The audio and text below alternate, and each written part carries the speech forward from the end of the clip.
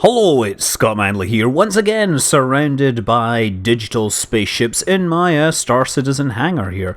So I'm more or less going to do a follow-up to my first dogfighting video and talk about a few things which I didn't get to mention, or didn't even know at the time. So one of the things that has apparently happened is that now you can take the weapons off of the items and they will actually work. It was not clear that that was actually going to work. We knew we could already do this, so I can take these CF07 Bulldog repeaters off of my regular Hornet and go back to the ships and find my Super Hornet, and of course go over to the weapons, and if we're just careful here, just grab these.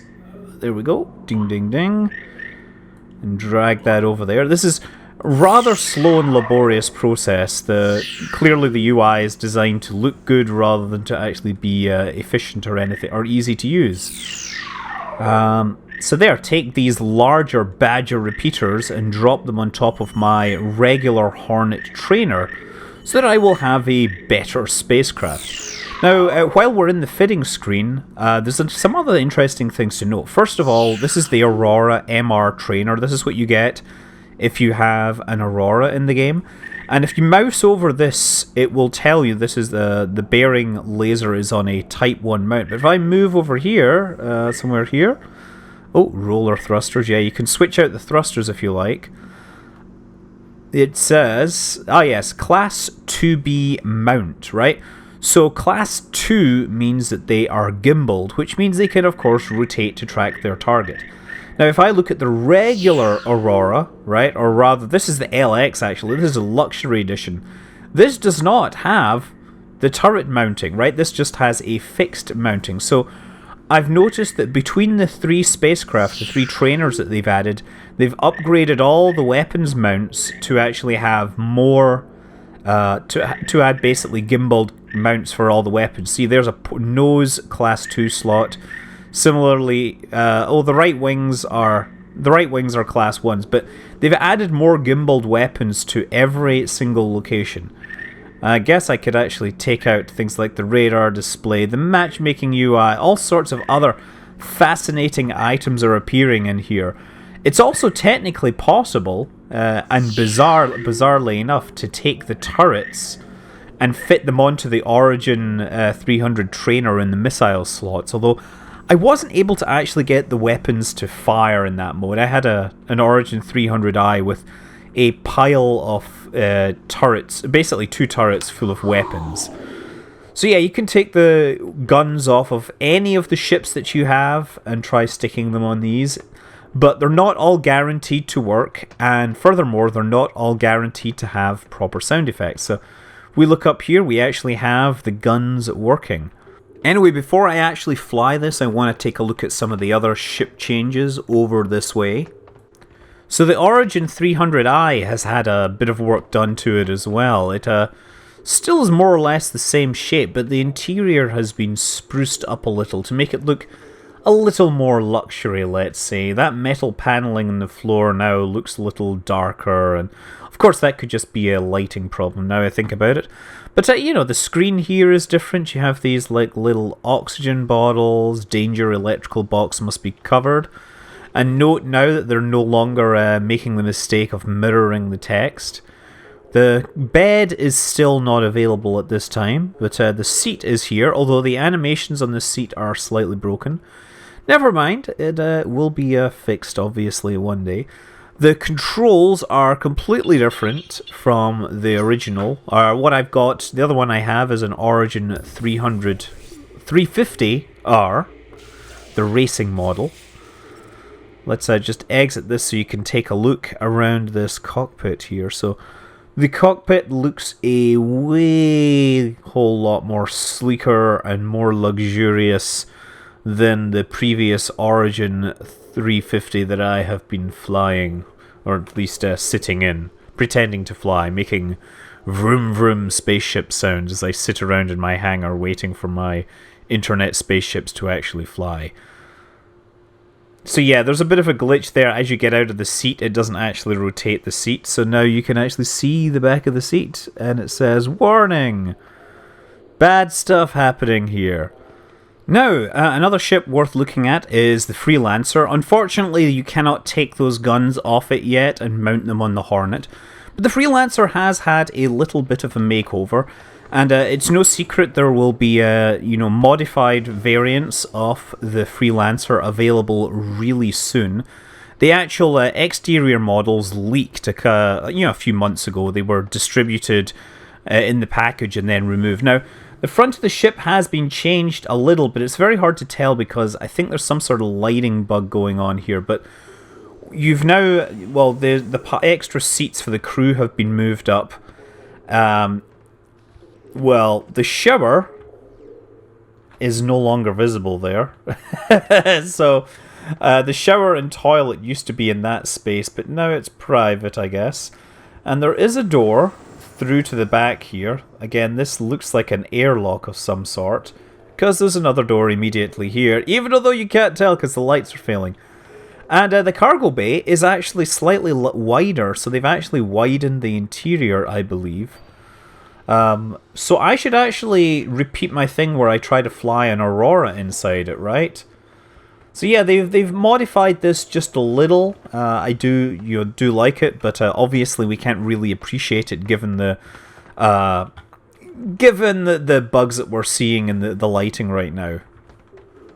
So yeah, significant changes in the Hornet cockpit as well to make it work correctly. So obviously my Super Hornet is not the Trainer Hornet. But let's actually take this into combat again, and I'll talk about a few more things. So let's switch over to Vandal, Swarm, and Broken Moon is good. Formerly part of Keller Run, the system is one of the more notorious and dangerous places in the known systems. The vast field of asteroids offer plenty of hiding places for assassins and bushwhackers, because I really like whacking bushes. Anvil Aerospace. There we go, entering the sim now. All systems online. So I'm flying this with the mouse this time, because the mouse actually offers much better control than any of the other control systems. It's still not perfect, but that's fine. I've basically figured out that straight up HOTAS setups are largely disadvantaged by the fact that you need to basically take your hands off the throttle to actually hit buttons on the keyboard. So that's my turret lasers working, and you see that they're not making any noise at all, although they are hitting this target, and I'm just more or less flying towards him, laying on the silent stealth lasers. So that's what I'm getting here, stealth lasers. I'm not sure they're actually doing much damage, but it does appear to be working. Of course, because it's on a mouse, secondary fire is on the right button, so when I get in range and get things set up, I shall fire my Gatling guns, which will do a whole lot more damage. Starboard shields down. Starboard shields down! No! Yeah. So this will take him down a whole lot faster, assuming I can hit him. Now, the other option which might be worth considering is the Xbox gamepad. Now, while it doesn't have the sensitivity or the control of the mouse, it does have everything bound nicely onto one control pad. You basically don't need to take your fingers off the control pad. Everything is on there. And, a lot of people on the forums seem to think that this is some sign that Star Citizen is like, oh, it's aiming at, some sort of... it's aiming to be too arcadey by having this gamepad support. And, really the reason why they've had gamepad support so well is they've been showing it at trade shows, right? You pretty much need to have gamepad support if you're going to show something at a trade show, because gamepads are easy to replace, they're easy to find, and everybody knows where all the buttons are. It's not the same for your $500 Warthog HOTAS setup, right? But yeah, there's my weapons, just ever so carefully shooting at these things. Now, I can do some other things to help myself here. I can press Shift, Control and Caps Lock, actually. And that has turned off G-lock or G-limiters here, which means in theory I'm going to turn a whole lot faster, right? Because it won't be trying to slow down the turns to make things safe for me. So you can see it's not too heavy there, but if I start to do like nosedives, if I start to do outside loops, then I will start to red out. Now this is much more evident, this capability, when you're flying the 300i, because it will really knock you out if you turn on that too hard. It has much better performance than the... much better performance than the Hornet. Zero hostiles. Now if you really want to use a joystick, I would recommend just using a single joystick. Forget about the throttle component, because the throttle is not going to help you very much. Right now the throttle typically doesn't have all the buttons. Oh, there's a blackout starting to happen. Starting to lose the color as I'm pulling high G's there. Shields charging. Shields charging.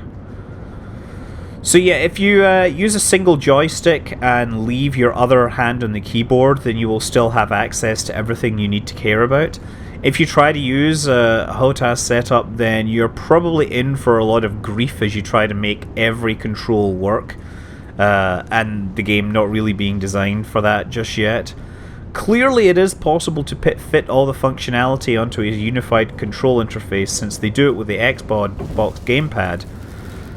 But as I said, you know, they had to do that to make the game playable at trade shows and other casual encounters where people are coming and going and sharing control implements and not wanting to relearn it all the time.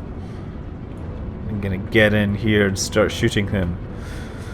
Okay, so other things to talk about. The graphics, yes, they are actually pretty nice. I really like the way they're doing their level design. It's like they're basically taking all their sci-fi tropes and trying to throw them in there, right? This is good.